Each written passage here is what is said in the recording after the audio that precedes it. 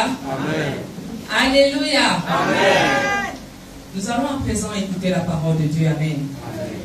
Et notre prière pour cette phase qui va débuter sous peu est que tout ce qui voudra contraindre nos bonnes dispositions à écouter cette parole voit ses espérances déçues. Amen. Amen. C'est pourquoi nous invitons l'oratrice de ce matin, le pasteur Sylvie, dans la parole de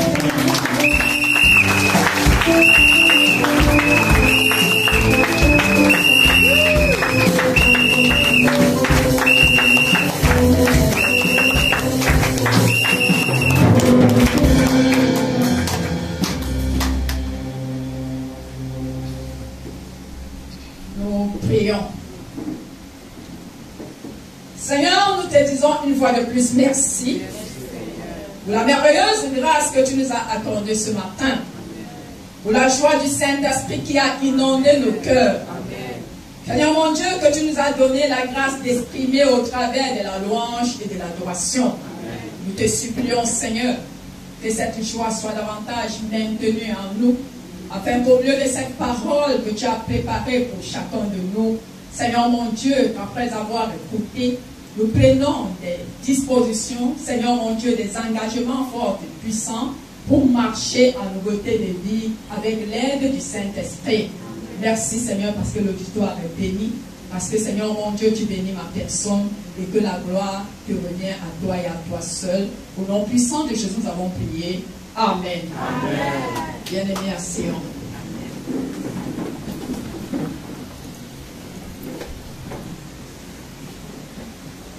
Alléluia. Amen. La persévérance dans la foi en Jésus-Christ, partie 2.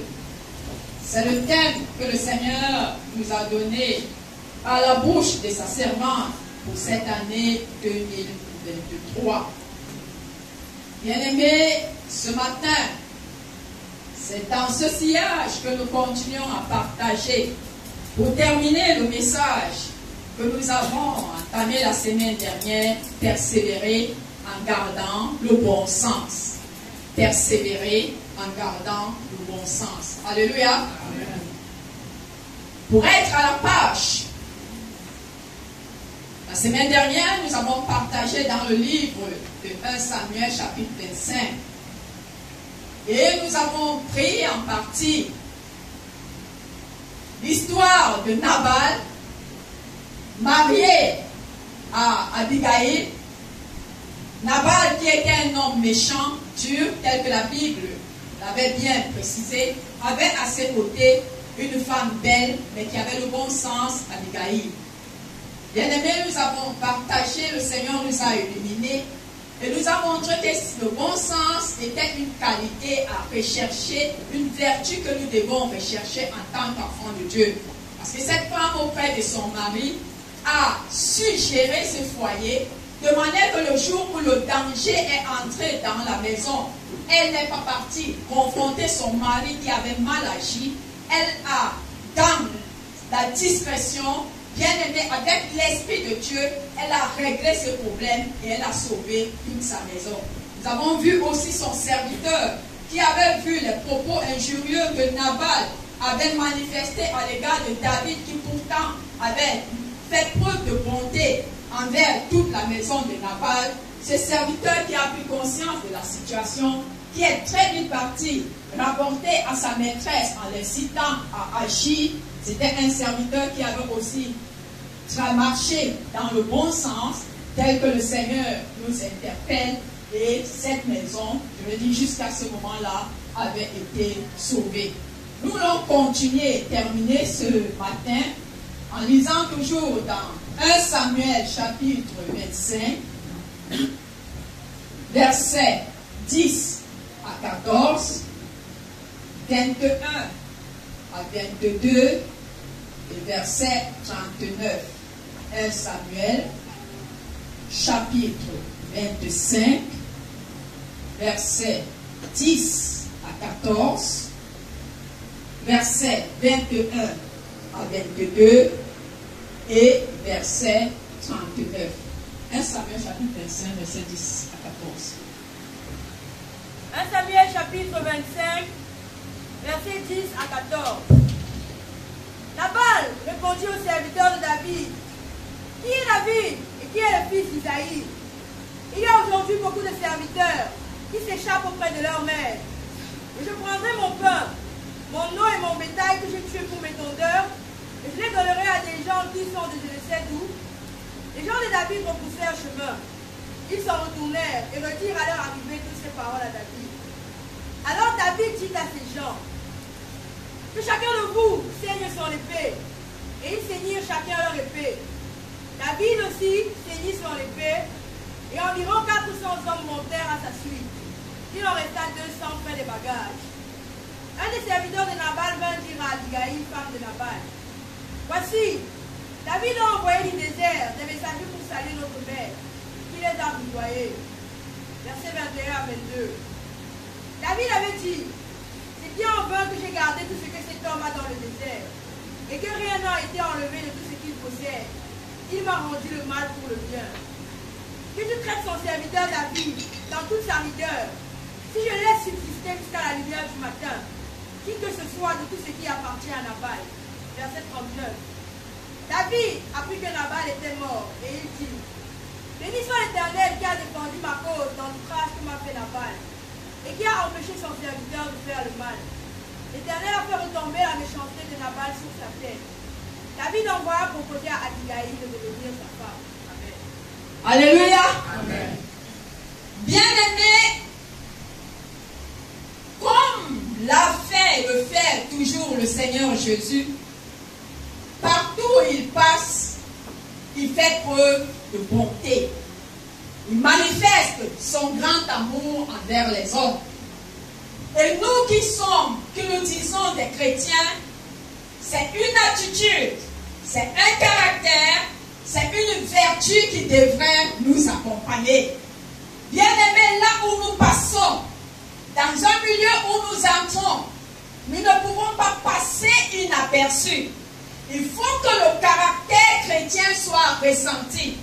C'est vrai que nous prêchons et nous témoignons par la parole, mais dans cette église, dans cette assemblée, nous avons maintes fois été enseignés sur le fait que le témoignage par les actes, par la présence est aussi puissant. Alléluia. Amen.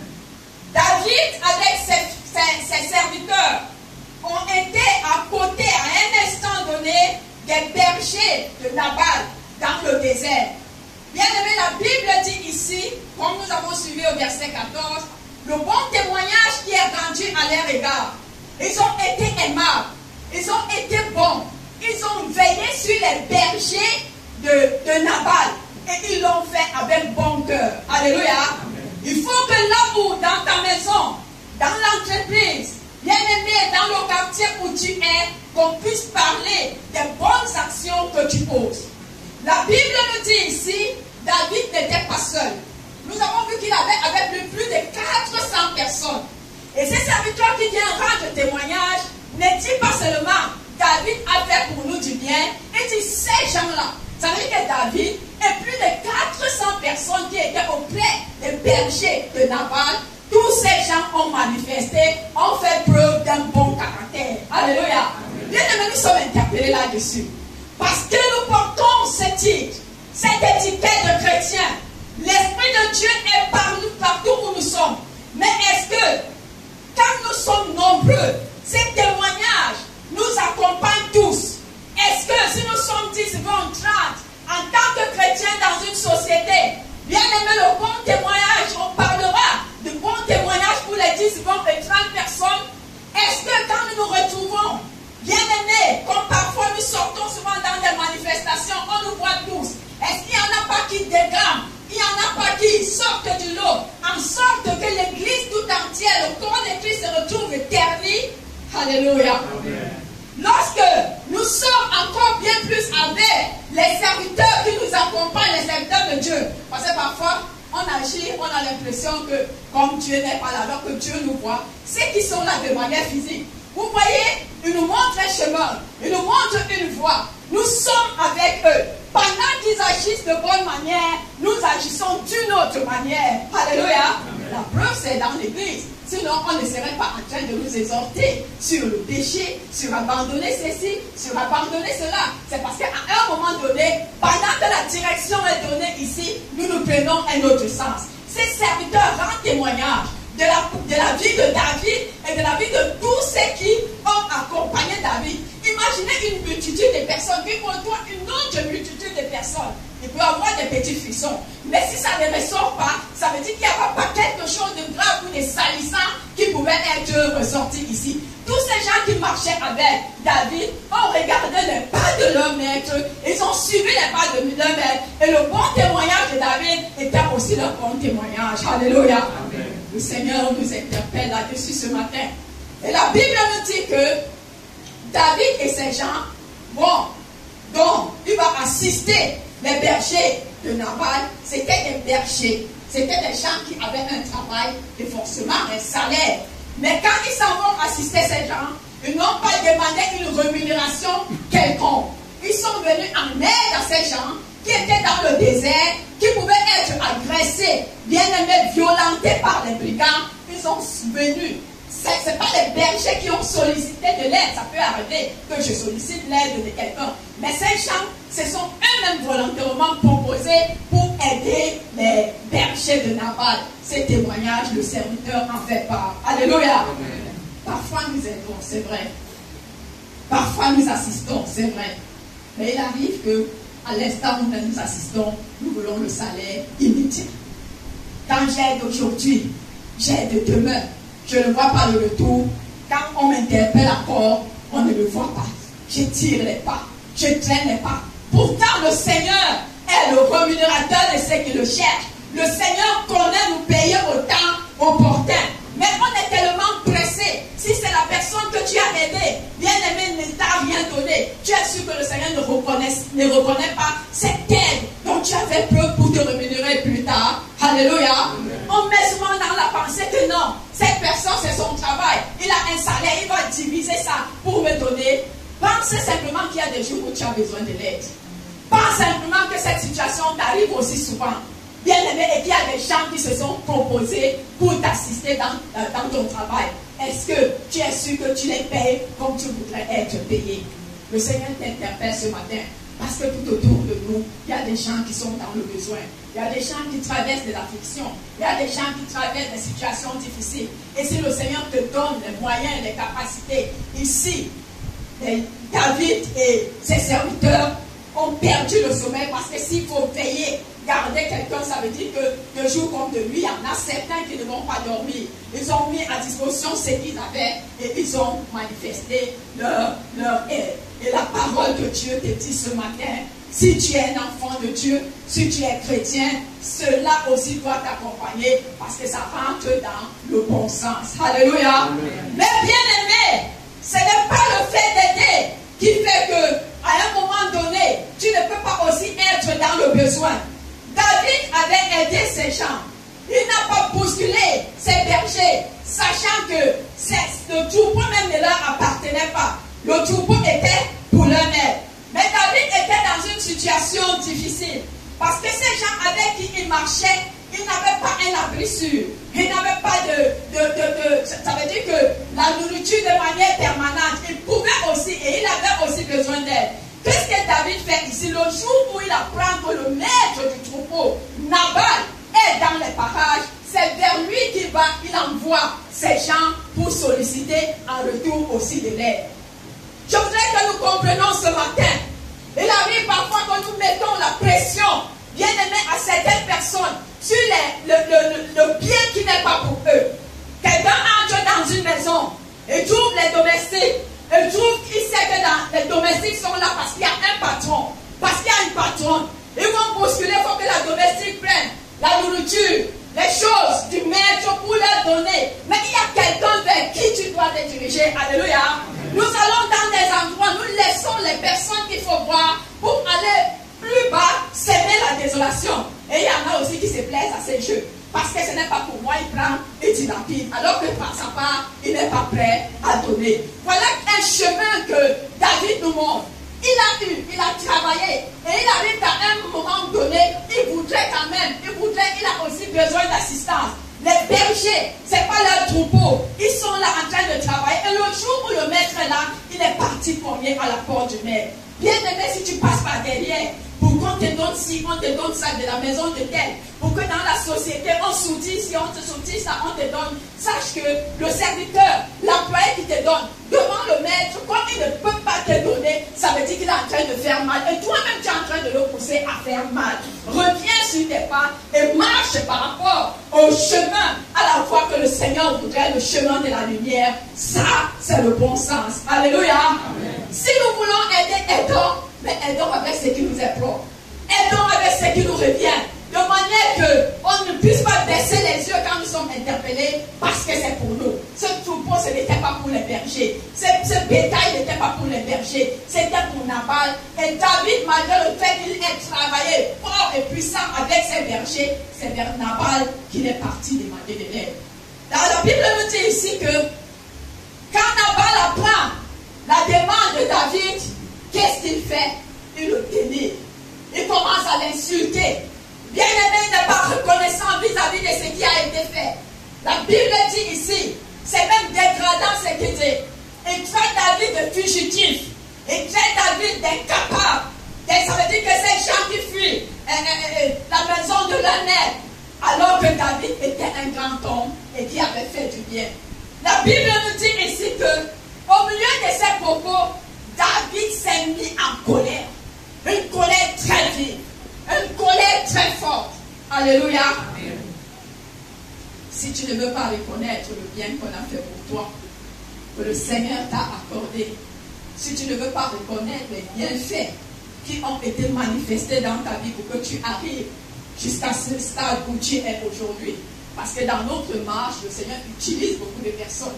Dans cette église, nous avons vu des gens, des enfants. Je veux dire que si nous regardons la proportion dans cette communauté, ceux qui ont arrivé au niveau des études avec les grands diplômes que nous avons aujourd'hui, master, bien-aimé, BPC, combattant, bac et tout, avec le travail que nous avons, nous allons voir que à chaque étape de notre vie, nous avons été soutenus. Alléluia. Amen. Bien plus encore, nous avons été soutenus au milieu de cette communauté par les serviteurs de Dieu qui sont assis ici. Si je ne veux pas être reconnaissant à Dieu, si je ne veux pas dire merci aux gens, au moins que je garde ma bouche et que je ne sorte pas des paroles injurieuses. Alléluia. Amen. Voilà ce que Nabal fait. Il pointe en touche ce qu'on a fait pour lui. Qui est David? Qui est? Quels sont ces gens? C'est ce que nous sortons comme propos. Il m'a fait quoi? Est-ce que s'il n'était pas là, je n'allais pas arriver? Quand on casse mon plat, on n'a pas besoin de casser ton plat. Dieu a permis que tu sois. Rends grâce au Seigneur. Alléluia. Parce que parfois ces paroles, c'est comme des glaives bien-aimés qui viennent briser, opérer le cœur et qui parfois laissent des marques indélébiles. Ces paroles que nous sortons, bien-aimés, qui sont des paroles d'outrage, des paroles qui rabaissent, des paroles qui dégradent. Parfois ça fait mal, aussi fort, aussi puissant que puisse être quelqu'un. Nous sommes, il y a la chair, il y a l'esprit, mais il y a aussi la chair. Et ça touche parfois de manière que des gens prennent des résolutions fortes. David s'est levé avec 400 personnes dès qu'il a entendu cela. Alléluia. David ne se lève pas parce qu'on lui a dit, on ne lui a pas donné. Mais c'est ces paroles qui accompagnent ça, qui font qu'il s'élève avec sursaut. Ce n'est pas le premier acte de bonté que David a manifesté dans sa vie, où en retour il n'y a pas eu de gratitude. Ce n'est pas la première fois, mais ce n'est pas levé pour tuer qui que ce soit. Mais c'est cette parole. Prenons garde. Parce que ces paroles, le Seigneur nous invite à retenir nos propos, à retenir nos paroles. Que ce soit des bonnes paroles qui sortent de nos bouches. Ça réconforte et ça motive encore les gens, les frères, les sœurs, les serviteurs à agir plus davantage avec les autres parce que nous sommes reconnaissants. Alléluia. Amen. La Bible nous dit ici que il s'élève donc et il s'élève avec 400 personnes pour aller confronter, pour aller tuer, parce que confronter, c'est comme si Nabal avait même une résistance quelconque pour aller tuer toute la maison, décimer toute la maison de Nabal, comme lui-même dit ici. Je veux aussi nous interpeller sur l'esprit de colère. Bien aimé, la colère, c'est un mauvais maître. La colère, c'est un mauvais dirigeant. Ne laisse pas la colère dominer ta personne. Parce qu'une fois que tu vas laisser, tu vas agir et quand tu vas regretter, ce sera trop tard. Alléluia. Amen. La parole de Dieu reconnaît la colère, mais donne des mesures en ce qui concerne la colère. Parce que le Seigneur nous dit, si tu te mets en colère, ne pêche pas. Et que le soleil ne se couche pas sur ta colère. Ça veut dire que cette émotion folle qui t'a saisi là, les actes que tu vas accompagner, qui vont suivre, c'est le péché qui est en train de faire, que tu fais. Alléluia. L'émotion t'a secoué. Bien aimé, mais la suite, tout ce que tu vas poser comme acte, c'est un péché. Et il te dit que même si tu te mets en colère, ne pêche pas. Et le Seigneur te dit encore bien plus que la colère de l'homme n'accomplit pas la justice de Dieu. Ce n'est pas parce que tu te seras vengé, que tu auras frappé, que tu auras arrêté les actes et que tu vas trouver un semblant de paix que tu crois que le Seigneur est avec toi. Je te dis non. Alléluia. Parce que si tu n'agis pas, tu donnes la possibilité au Seigneur d'agir à la dimension du Dieu qu'il est. Et c'est pour cela que dans cette colère, quand nous nous mettons, le Seigneur qui est bon, qui connaît nos faiblesses, parfois utilise des anges pour nous interpeller. Il y a le Saint-Esprit qui te secoue la clé. Arrête. Alléluia. Et si le Saint-Esprit travaille, parfois il met des canaux physiques. Ces jours, nous avons vu ça la semaine dernière. Qui a stoppé ta vie? Abigail. Alléluia. Elle s'est levée et elle allait à sa rencontre. Elle a stoppé net. Et le Saint-Esprit a utilisé Abigail. Elle a sorti des paroles favorables. David s'est incliné. Nous avons vu le verset 39. Qu'est-ce qu'il dit? Il bénit le Seigneur parce que le Seigneur l'a empêché de faire du mal. Alléluia. Applaudissons très fort pour notre Dieu. Dieu va t'aider et il va m'aider.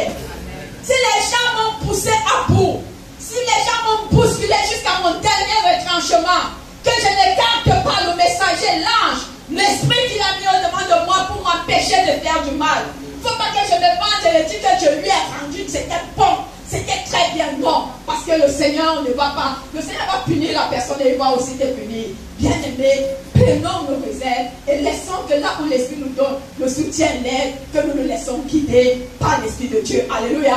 Voilà là où David intervient alors qu'il avait bien commencé. Mais là, ça l'a pris et gloire à Dieu parce qu'il arrête son élan au milieu et il ne va pas jusqu'au bout. Bien aimé, nous allons terminer ce message par les rapporteurs, ceux qui vont ramener le message, que cela soit à David ou que cela soit à Abigail. Nous voulons parler de ces messagers. Le premier, nous l'avons vu la semaine dernière, le serviteur de Nabal qui est parti vers Abigail. C'est au verset 14, je vais relire. Un des serviteurs de Nabal vint dire à Abigail, femme de Nabal, voici David a envoyé du désert des messagers pour saluer notre maître qui les a rudoyés.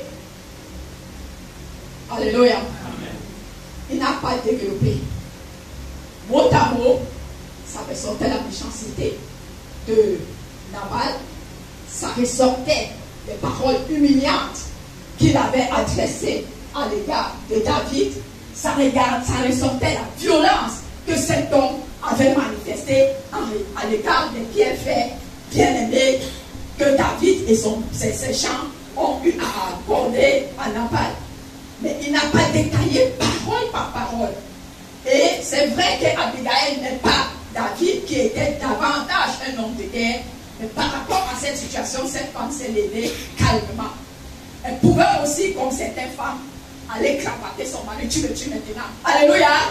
Elle pouvait aller parce que cette parole qu'on a ramenée avait été adoucie d'une certaine façon sans cacher la vérité. Alléluia. Prenons les serviteurs de David. La Bible nous dit ici que les gens de David rebroussèrent chemin, ils s'en retournèrent et redirent à leur arrivée toutes ces paroles à David. Ils n'ont rien laissé. Il t'a dit foulouka, il t'a dit méchant, il t'a dit ceci. C'est la vérité qu'ils avaient dit. Ils l'ont retranscrit tel quel. Mais ça a mis David dans un état pas possible. Alléluia. Amen. Si je connais la personne avec qui je marche, c'est pour ça que le Seigneur nous met ensemble. Je connais jusqu'où il peut agir. Pour son aide, pour mon salut, il y a une façon de ramener un message. Alléluia. Amen. Le message, la parole ne te dit pas que cache la vérité. Il fallait que David sache que cet homme est méchant. Il fallait qu'il sache que comme on a travaillé là, il ne nous donnera rien. Mais en Dieu te tue seulement une fois. Mais si David tue, il y aura le sang dans ses mains. Et peut-être même ceux-là qui sont, on ne sait pas jusqu'où il faut aller. Viens si tu as vu du mal, si tu veux sauver, si tu veux ramener le salut. Si on t'a même donné une commission, ramène. Mais comme tu connais ta personne et que le Saint-Esprit doit t'aider par rapport à cela, regarde la manière dont tu dois transmettre le message afin que ça ne soit pas ce message qui vient garder toute une famille, garder tout un mariage, garder tout un pays. Alléluia. Que le nom du Seigneur soit glorifié.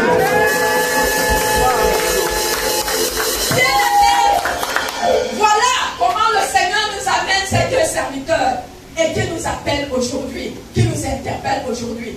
Je ne veux pas être un sujet de désolation pour l'Église, de désolation pour ma famille. Je ne veux pas non plus cacher le mal, parce qu'il faut que le mal soit ressorti pour que le Seigneur travaille et délivre les vies.